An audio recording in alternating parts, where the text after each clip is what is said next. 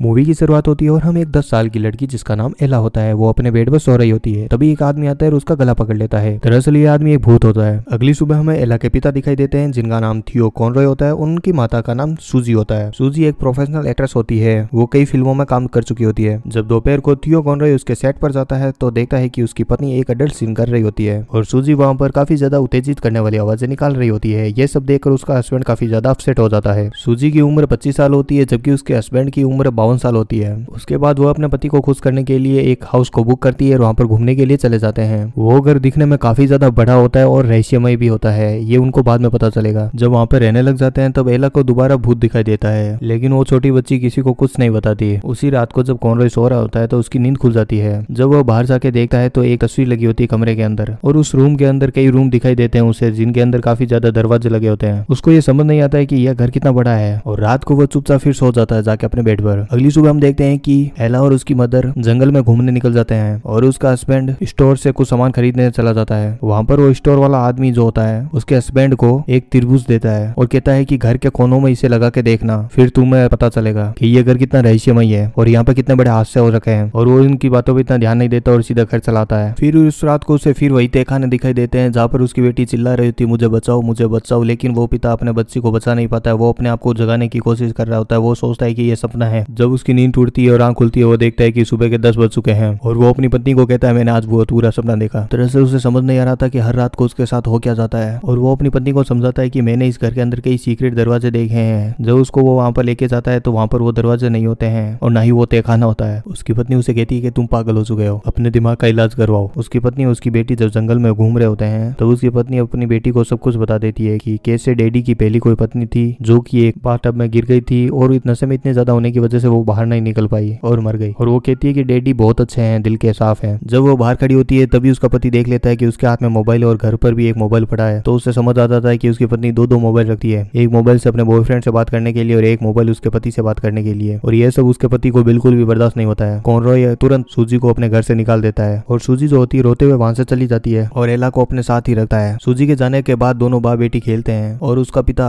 अपने शक को दूर करने के लिए दुकानदार ने जो ट्रायंगल दिया था यानी कि त्रिभुज वो घर के कोनों की तरफ लगा के देखता है तो उसे पता चलता है कि घर के कोने एक सीध में नहीं है और घर के अंदर की जितनी लंबाई डबल है उससे आधी लंबाई बाहर से होती है। ये कैसा हो सकता है? उसको इन बातों का सवाल का जवाब नहीं मिलता है। जैसे ही घर को बाहर नाप कर वो वापस अंदर जाते हैं तब देखते हैं कि वापस उन भूतों की बुलबुले में वो दोनों फंस जाते हैं। कॉनरॉय को अपनी बेटी की चिल्लाने की आवाजें सुनाई देती है और वो भागता हुआ हर दरवाजे को खोलने की कोशिश करता है। तब जाके उसकी बेटी उसे मिलती है और कॉनरॉय तुरंत समझ आता है कि यहाँ पर भूतों का साया है। वो सीधे जाके उस जनरल स्टोर वाले दुकानदार को फोन करता है और कहता है कि मुझे अभी की अभी टैक्सी चाहिए क्योंकि गाड़ी जो होती है उसकी पत्नी ले जाती है। लेकिन दुकानदार साफ मना कर देता है कि रात को अब कोई गाड़ी नहीं मिलेगी, यह एक गाँव है, यह कोई शहर नहीं है जो 24 घंटे टैक्सी उपलब्ध होगी। उसके बाद वो अपनी पत्नी को कॉल लगाता है और कहता है कि जल्दी से जल्दी यहाँ पर आओ, लेकिन उसकी पत्नी उसके कॉल को होल्ड पर रख देती है वॉइस मैसेज छोड़ने के लिए। और वो वॉइस मैसेज छोड़ता है कि जब भी तुम्हें ये मैसेज मिले तुम्हें वापस मुझे तुरंत कॉल करना है और वापस गाड़ी लेके यहाँ पर आ जाओ, कोई इमरजेंसी है। अब एक रात उन्हें अपने इस घर के अंदर सर्वाइव करना ही होता है। कॉनरॉय और एला दोनों काफी डरे हुए होते हैं, लेकिन कॉनरॉय एक आइडिया निकलता है कि हमें इस घर से निकल जाना चाहिए। तो वो अपनी बेटी को तैयार करता है, जैकेट पहनाता है और अपने कंधे पे बैठा कर उस घर से रात को ही निकल जाता है क्योंकि जो भी डर या साया था इस घर के अंदर ही होता है। तो जैसे ही वो लेकर अपनी बेटी को भागता है गोद में, वो 3 घंटे तक लगातार चलता है, रुकता नहीं है एक सीध के अंदर। और 3 घंटे के बाद क्या देखता है कि वो वापस अपने ही घर के सामने खड़ा होता है। तो वो समझ जाता है कि अब ये साया अपने से दूर नहीं जाने देंगे और वो अपनी बेटी को लेकर घर के अंदर वापस चला जाता है सुबह तक अपनी पत्नी का इंतजार करने के लिए। उसकी बेटी कहती है कि डर लग रहा है डैडी। तो डैडी कहते हैं कि डरो मत बेटा, एक रात की तो बात है, जैसे तैसे निकाल लेंगे। जब वो उस परछाई का पीछा करता है तब उसे पता चलता है कि उसकी आत्मा पहले से यहाँ पर ट्रैप हो चुकी है। हर वक्त वो उसे यही इंडिकेशन देती थी यहाँ से भाग जाओ उसकी आत्मा, लेकिन वो उसे ही भूत समझते थे। दरअसल यहाँ पर बुरी आत्माओं को वास होता है जो कि बुरी आत्माओं को खींचती है। जैसे इसने भी एक पाप किया था, वो अपनी पत्नी को चाहता था तो बचा सकता था, नशे में होने के बावजूद वो वहां पर खड़ा था, लेकिन वो बयान ये देता है कि वो लेट आया था और उसे पता नहीं चला था, लेकिन वो वहीं पर खड़ा होता है और अपनी पत्नी को मरने देता है। इसीलिए इन आत्माओं ने उस आदमी को ही चुना होता है और यह आदमी अपनी बेटी को बचाने के लिए ये सौदा करता है कि तुम मेरी बेटी और पत्नी को जाने दो, मैं यहीं पर रहूंगा। दरअसल ये पहले एक तांत्रिकों की जगह हुआ करती थी जहाँ पर बुरी आत्माओं को बुलाया जाता था। इस तरह कॉनरॉय वहां पर हमेशा के लिए फंस जाता है और अपनी बीवी बच्चों को वहां से निकाल पाता है। दोस्तों, आप सभी के प्यार और सपोर्ट के लिए दिल से बहुत बहुत धन्यवाद।